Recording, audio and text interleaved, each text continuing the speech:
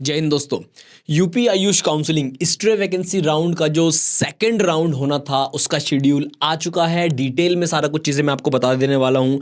बहुत कम सीटें बची हैं कॉलेजेस में और बहुत सारे बच्चे परेशान हैं एडमिशन लेने के लिए। तो आगे बढ़ने से पहले वीडियो में ये कहना चाहता हूँ कि अगर आप एडमिशन लेना चाहते हो, आपको सही गाइडेंस नहीं है, तो आप हमारे थ्रू ये एडमिशन ले सकते हो। हम पूरा एडमिशन प्रोसेस एंड तक कराते हैं। उसके लिए नीचे वीडियो में डिस्क्रिप्शन में कॉन्टैक्ट डिटेल्स दिए हुए हैं, आप जाकर हमसे कॉन्टैक्ट कर सकते हैं। इसके बारे में बताना शुरू करता हूं आपको कि क्या इसका शेड्यूल है, क्या इसके रूल्स हैं, उन सब चीज़ों के बारे में।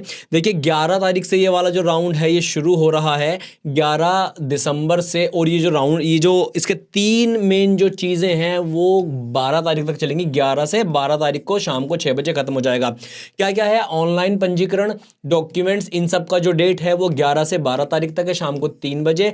जो आप ये जो है कि जिसको बोलते हैं हम धरोहर राशि, सिक्योरिटी अमाउंट, ये जो है हमारा 12 तारीख को शाम को 5 बजे तक होगा। ऑनलाइन अभिलेखों का सत्यापन, मतलब ऑनलाइन डॉक्यूमेंट वेरिफिकेशन जो होता है, जिसमें बहुत बच्चों के डॉक्यूमेंट्स रिजेक्ट हो जाते हैं। जो बच्चे खुद से काउंसलिंग कराते हैं उनको नहीं समझ में आता कैसे डॉक्यूमेंट्स वगैरह डालने हैं, तो उन बच्चों को कुछ मालूम नहीं रहता है, गलत डॉक्यूमेंट्स अपलोड कर देते हैं तो वो रिजेक्ट हो जाते हैं। उससे बचने के लिए भी हम पूरा प्रोसीजर करवाते हैं। तो ये भी आपका जो है 12 तारीख को शाम को 6 बजे तक होगा। तो 3 ये वाले जो इसमें इवेंट थे ये 3 हो गए। उसके बाद में एक आएगी इसमें स्टेट की मेरिट लिस्ट आती है जो कि 13 तारीख को आएगी 1 बजे के बाद। इसको आने में जो है रात ही हो जाएगी। उसके बाद में जो है चॉइस फिलिंग शुरू होगी। जिन बच्चों का मेरिट लिस्ट में नाम आ गया और ये लिखा हुआ है कि आप एलिजिबल हैं चॉइस फिलिंग करने के लिए, फिर वो मेरिट लिस्ट में नाम देखने के बाद चॉइस फिलिंग कर सकते हैं। चॉइस फिलिंग जो है वो 13 से 15 तारीख तक चलेगी, दोपहर 12 बजे तक 15 तारीख को। उसके बाद में रिजल्ट आएगा 16 तारीख को 1 बजे के बाद आएगा, मतलब रात तक ही आ पाएगा। नोडल सेंटर पर लखनऊ जाना पड़ेगा आपको डॉक्यूमेंट्स फिजिकली वेरीफाई करवाने के लिए। अगर वहां पर कुछ गड़बड़ हो जाती है तो आपका एडमिशन कैंसिल हो सकता है। इसमें भी बहुत सारी चीज़ें होती हैं ध्यान रखने की। तो जो नोडल सेंटर पर जाने का डेट है वो है 17 तारीख को प्रातः 10 बजे से शाम 7 बजे तक जो है ये नोडल सेंटर पर ये वेरिफिकेशन होगा। और आपका जो अलॉटमेंट लेटर है जो नोडल सेंटर से आपको मिलेगा वो डाउनलोड करके आपको जो कॉलेज में जाना है वो 17 से और 19 तारीख उसकी लास्ट डेट है। अब इसमें कुछ रूल्स हैं नए जो आपको जानने बहुत ज़्यादा ज़रूरी हैं, कि अगर वो रूल्स आपको पता नहीं होंगे तो आप जो है डिबार हो सकते हैं काउंसलिंग से, या आप पार्टिसिपेट नहीं कर सकते। कि इसमें लिखा हुआ ऐसे अभ्यर्थी जिन्होंने फर्स्ट, सेकंड और थर्ड या फिर स्ट्रे वैकेंसी राउंड 1 जो इससे पहले हुआ था राउंड, उसमें पार्टिसिपेट किया था काउंसलिंग, उन्होंने पार्टिसिपेट नहीं किया था, रजिस्ट्रेशन नहीं किया करवाया था, तो वो 2,000 रुपये का फिर से पेमेंट करके नया रजिस्ट्रेशन करा सकते हैं। इसमें ऐसा नहीं है कि रजिस्ट्रेशन नहीं करा सकते, सभी के लिए रजिस्ट्रेशन ओपन है। जिन्होंने अब से पहले रजिस्ट्रेशन नहीं कराया था वो सब करा सकते हैं। उनके लिए 2,000 का जो है इसमें अमाउंट लगने वाला है। फिर ऐसे स्टूडेंट्स जिन्होंने फर्स्ट, सेकंड, थर्ड में रजिस्ट्रेशन किया था, सीट नहीं मिली थी, स्ट्रे वैकेंसी राउंड 1 में भी रजिस्ट्रेशन किया था, सीट नहीं मिली थी, उन्होंने 2,000 जमा कर रखे थे, तो वो लोग क्या है 1,000 रुपये जमा करके फिर से रजिस्ट्रेशन करा सकते हैं। या फिर जिन स्टूडेंट्स ने स्ट्रे वैकेंसी राउंड 1 में 1,000 रुपये सबमिट किए थे उनको दोबारा 1,000 रुपये सबमिट करने की ज़रूरत नहीं है। वो डायरेक्ट क्या कर सकते हैं, इसमें चॉइस फिलिंग कर सकते हैं सीधे स्ट्रे वैकेंसी राउंड 2 में। अब ये जो मैंने बात बताई है कि भाई अगर आपने फर्स्ट, सेकंड, थर्ड राउंड में पार्टिसिपेट किया था और आपको कोई सीट नहीं मिली थी तो आप फिर से इसमें पार्टिसिपेट कर सकते हैं। और इसमें सिंपल सी एक क्या आपको बता दूं कि अगर आपने पहले से 50,000 सिक्योरिटी जमा किए हुए थे और आप लखनऊ नहीं गए थे डॉक्यूमेंट्स वेरिफिकेशन के लिए, तो आपका सिक्योरिटी अभी जब्त नहीं हुआ है, आपको दोबारा सिक्योरिटी जमा करने की ज़रूरत नहीं है, आप इसमें पार्टिसिपेट कर सकते हैं। लेकिन अगर आप लखनऊ चले गए थे तो आपका सिक्योरिटी जब्त हो चुका है। या ऐसे स्टूडेंट्स अभी क्या है, देखो जिन इसमें इनएलिजिबिलिटी की भी एक बहुत बड़ी बात है कि कौन लोग इसमें पार्टिसिपेट नहीं कर सकते। उनके लिए मैं बता दूं, वो स्टूडेंट्स जो AA-CCC के द्वारा इनएलिजिबल कर दिए गए हैं ऑल इंडिया काउंसिलिंग के द्वारा, वो पार्टिसिपेट नहीं कर सकते।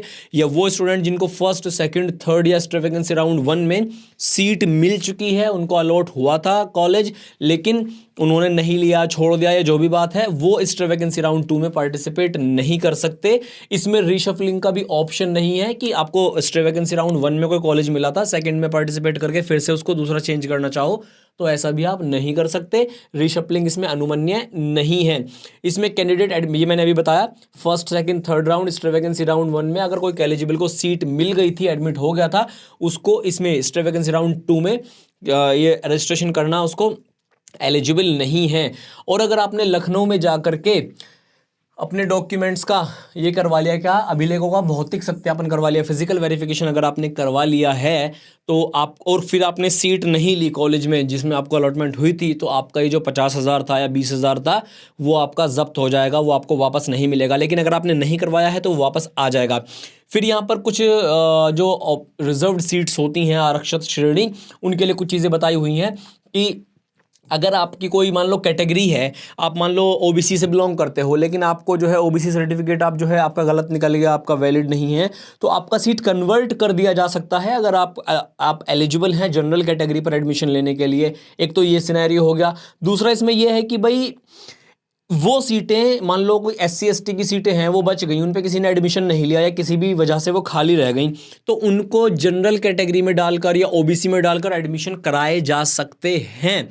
सीट कन्वर्जन का ऑप्शन इन्होंने यहाँ पर बताया हुआ है, तो परिवर्तन हो सकता है सीट्स का। उसके बाद में आपको यहाँ पर क्लियरली लिखा है कि आपका ऑनलाइन नाम आने के बाद में लखनऊ जाना अनिवार्य है, स्टूडेंट का होना मैंडेटरी है, ये बहुत ज़्यादा ज़रूरी है।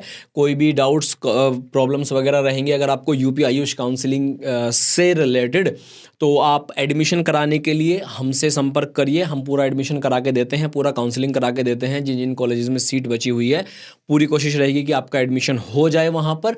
और अगर आपको यूपी आयुष काउंसलिंग में आपका कुछ भी प्रॉब्लम वगैरह है तो हेल्पलाइन, उनका नंबर जो दिया हुआ है यूपी आयुष वालों का नंबर, वो उठाते भी नहीं है उसको ठीक से, कई बार नंबर फ़ोन स्विच ऑफ भी जाते हैं, इससे बच्चों को बहुत प्रॉब्लम होती है। मैं उनसे ये भी अपील करता हूँ कि वो इनको अच्छे से जो है जवाब दिया करे सबको।